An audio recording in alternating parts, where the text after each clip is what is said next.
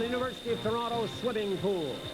Fine complex here at the U of T. We've got the National Senior Men's Water Polo Championships, and this is for all of it in this particular sport in this country. Hello again, everybody. I'm Dick Beddoes, along with my colleagues on this telecast, David Hart on my left. He's from the Canadian Water Polo Association, and a longtime friend of ours at TV11, John Hinnon. We're going to talk about a game today between the Albertans. They're a team called the Edmonton Varsity, U of A out there, and Nova Scotia, essentially a team called the Halifax All-Stars. Can you tell us about the Halifax All-Stars, David? Halifax All-Stars are a young team. They've got one player in particular I think that people should watch, Harlan Hastings. He's a member of the junior national water polo team, and he's the type of player that can change the outcome of a game. So I think that if the Alberta players or the Alberta team can contain him, they can win this game. So what we're talking about is doing 7th and 8th, and you think Nova Scotia has a shot if they can get Hastings loose? I think so. The Alberta team is a much older team, more experienced and so on, and I think what they'll try and do is slow the game down a little bit. If they can contain Hastings, they should win. Right, David. John Hinnon, what about the Alberta team? Well, George Rossick is the coach of that team, and he was telling me before the game that he feels that his team has come up against some great competition in this one. He's a little concerned because he feels his team only plays maybe 3 real competitive games a year, and one of them goes in Vancouver, so that means an 18-hour bus ride there, so they really don't get that much great competition. And they find themselves in a very tough division here, at least they did, and as a result, he's a little disappointed with the way things have gone, but I think he's realistic as well. So 7th is what they can expect, getting only 3 competitive games a season. 3 competitive games, and as I say, they have to make large bus trips for all of those games, so they really are up for it, and this is more a case of finding some good competition in this tournament. Thank you, John.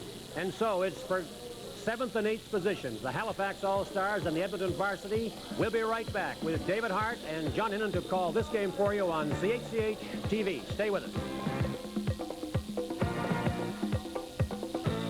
The University of Toronto, John Hinnon, along with Dick Beddoes and David Hart, the technical director of the Canadian Water Polo Association.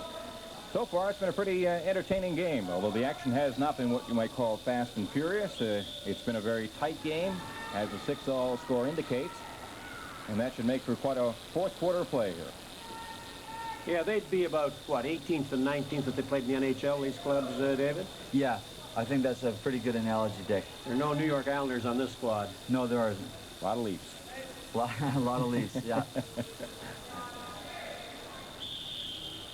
And for that matter, a few Montreal Canadiens. You can't do that. You can't do that. Guy with the glasses down there, number 11. Penalty, of course. So Brendan Vickery's gone for 45 seconds. Great opportunity now for Nova Scotia to put themselves ahead, and you like to get that first goal, especially when you're tied in a situation like this in the fourth quarter. Now.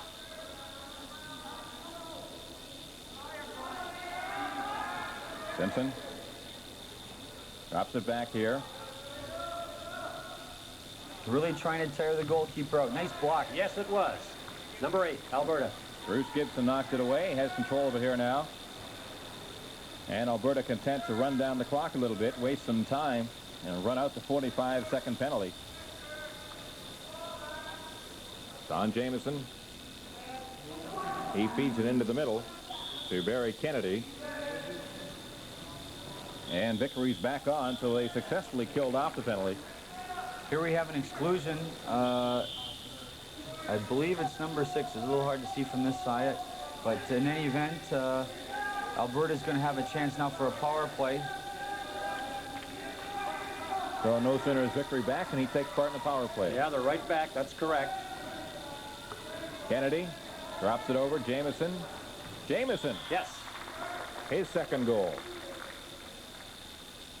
Jamieson really picked the lower left-hand corner on that play. Bryson really wasn't able to get over there. These fellows must be in the pool a lot during each and every day to prepare themselves for this kind of activity. Yeah, unfortunately, not enough. If we consider some of the better teams in the country, the teams in the West and in the eastern provinces aren't able to get in 4 or 5 times a week as they are in Vancouver, Ottawa, and so on. And this is partly one of the reasons I think that it plays a little bit slower. The players aren't as fit as the better players in the country are. How many hours should a player be in the pool to be fit as far as you're concerned? Well, if we want to play against the Soviet Union, the players should be in the water at least 6 times a week. from anywhere to 2 to 4 hours a day. But that's almost impossible if you're some guy trying to make a living. Yes, it is. Like, these people are not state subsidized. Are our best players state subsidized in any way? We have an assistance program through Sport Canada called Game Plan Assistance, where they fund living allowance, moving away from home expenses, and that's been a real benefit for our program in particular, because we've been able to centralize our national men's team in Ottawa. So without that assistance from Sport Canada, we wouldn't be able to compete against the world leaders. Well, with respect to the world leaders, while we have a lull in this particular play, I would presume that the Soviet Union's best probably are state-supported all the way. Would that be correct to say? Yeah, I think almost any sport, Olympic sport that you can imagine, there are a few people pretty familiar with the Soviet Union hockey team and so-called amateur status. The same thing holds true for water polo, soccer, volleyball, all sports. So their best would perform as professionals in effect. Yes, it would be. They play in a league program, play for company teams, sponsored by companies, and so on. They have the same setup, the Red Army, and that they have water polo teams, Sparta, you know, all the basically the same names as the Soviet Union hockey team. Well, it's Moriarty getting it back now to Hastings as Nova Scotia wants to put some pressure on here and see if they can get this equalizer with less than 4 minutes to go. You mentioned earlier that Alberta, if they played the positions, they could probably come out on top, and so far they're doing a better job of it in this quarter of play anyway. Yeah, their third quarter was where they seemed to lapse, John. They seem to have come back here and are commanding the fourth and final quarter. I think this is what you might see a little bit of the experience starting to come into play here. As I mentioned earlier, the Alberta team, a lot of these players have had 6, 7, 8 years of national championship experience, whereas the Alberta team, a lot of the players, it's first, second time round. Well, the bus rides, as we spoke of earlier, 18, and another one to Saskatchewan for 5, another one for 2 hours. These guys are used to a lot of driving around, I guess, and that also, to a degree, I imagine helps them in the water polo. It gives them more stamina, because traveling is a very tedious occupation. Hit the post. Great chance there to tie it up. Nice move there by Brendan Vickery. Take it away. Positioned himself well. Listen, when you take a bus ride of 18 hours in the West, there's nothing but miles and miles of miles and miles. That's all that's out there.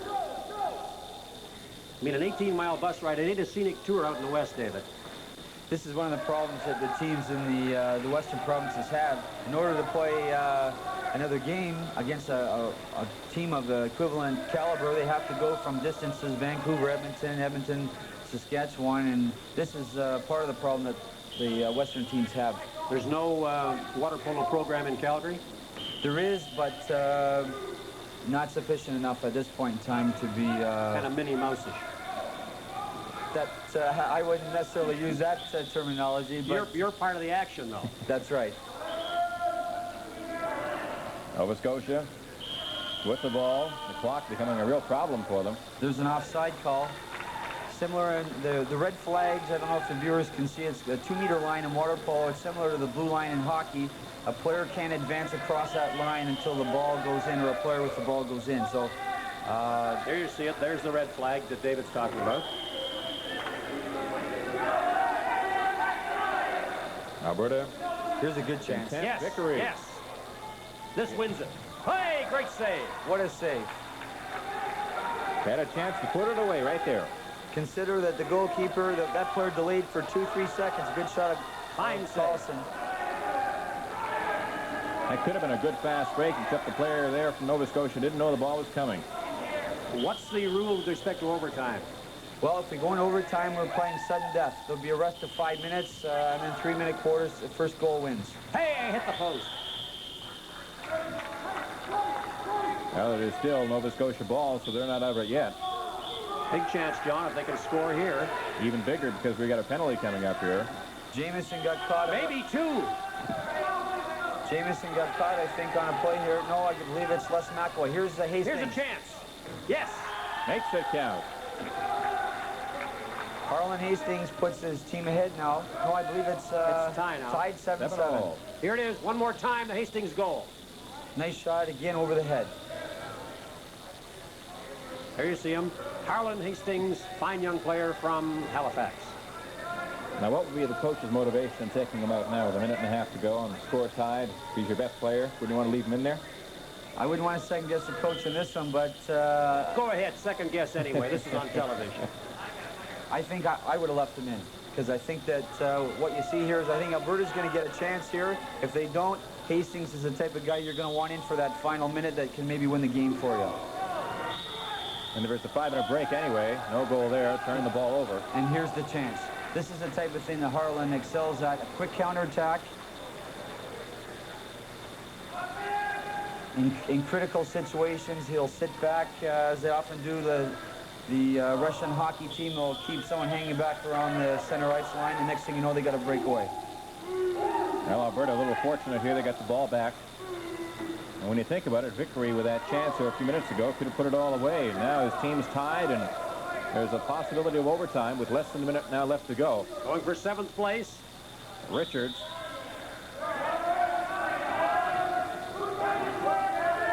I somehow doubt that the adrenaline would be flowing the same way as it would be for 1st or 2nd place, but nonetheless, it's better to be 7th and 8th. Gibson putting it inside. Oh, and just a miss there. And now we've got a penalty coming up against Nova Scotia. This could be crucial. 38 seconds left. Let's see if Alberta takes advantage. If they're smart, they'll just control the play till about less than 10 seconds to go and get one good shot at the net. Try and run out the clock and get one good shot. Gibson puts it over. Here's Daniels. Here's a chance. Yes. Yes, sir. Well, that should win it unless we get something back from Nova Scotia quickly now. He's had a big game, this guy, number 13. There you see it again. Beautiful sweep shot. That's the terminology we use. A straight arm shot. Sweep shot. Tom Daniels. His 3rd goal of the game. 8-7. 21 seconds left to go. I don't understand why Hastings isn't going in. The coach has got him on the bench. That's like having Brian Trottier on the bench in the last minute of the Stanley Cup and you're a goal down. Yeah, I don't understand this. Well, maybe the coach feels he's better off in 8th place. Oh. Here's a chance now with just 7 seconds left to go. 6 seconds, so we're running down as far as the clock's concerned. Here we are. Guys, listen, there's got to be a foul there. Has to be a foul. Look out. 2 seconds. Hey, what a save it was by the Alberta goaltender. Now just 1. 1 second left. This will be... Come on, one shot. See you later. Alberta wins it. So Alberta just hangs on when the final score then in this game is Alberta 8 and Nova Scotia 7. Stay tuned. We'll have a game between Hamilton and BC coming up momentarily.